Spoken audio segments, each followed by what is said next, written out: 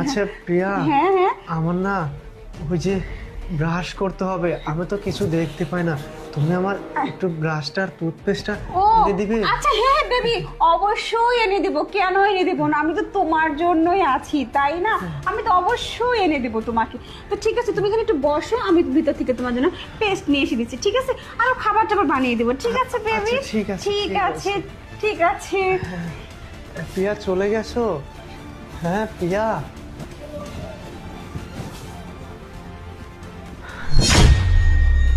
তার মানে আমার সন্দেহটাই ঠিক ছিল।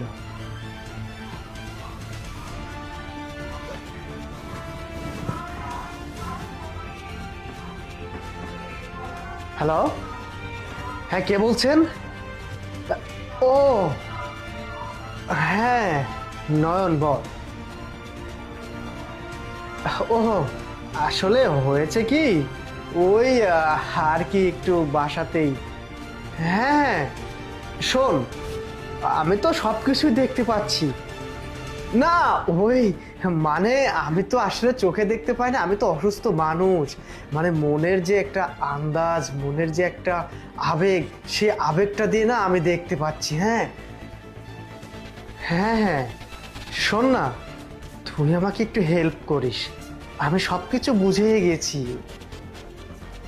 না না, তোর আসতে হবে না, তুই শুধু আমি তোকে যে যতটুকু বলছি এতটুকুই করিস। হ্যাঁ হ্যাঁ ঠিক আছে। হ্যাঁ তার মানে আমাকে এত অধৈর্য হলে হবে না, আমাকে আরো ধৈর্য সহকারে পরীক্ষাটা চালিয়ে যেতে হবে।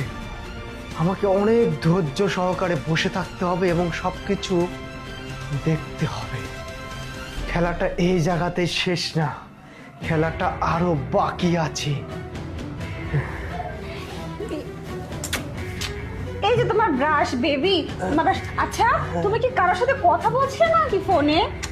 না কথা বলছি না, তুমি কোথায়? এই যে আমি এখানে তোমার পাশেই তো আছি। আরে প্রিয়া, হ্যাঁ, হ্যাঁ, হ্যাঁ। এরকম শব্দ শব্দ হচ্ছে শব্দ? কিসের? কিসের শব্দ? হ্যাঁ মনে হচ্ছে যে কেউ পাশে আছে। না না, আসলে আমি নতুন একটা জুতো কিনেছি তো, এই জন্য এরকম যে শব্দ হচ্ছে, বুঝছো? জুতোটা নতুন তো, ওই যে ফস ফস করে শব্দ হচ্ছে, তাই না বেবি?